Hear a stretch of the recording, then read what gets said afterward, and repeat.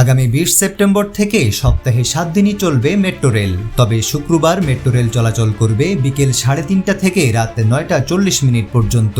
তাছাড়া সপ্তাহের বাকি 6 দিন আগের মতোই চলবে মেট্রো রেল।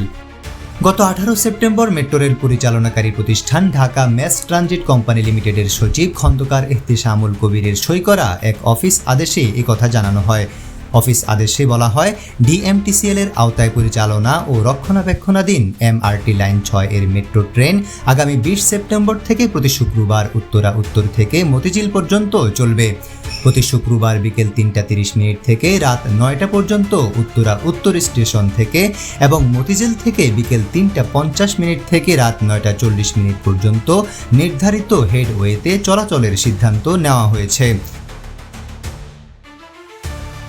আমিন মুন্সি, ডেইলি আওয়ার বাংলাদেশ।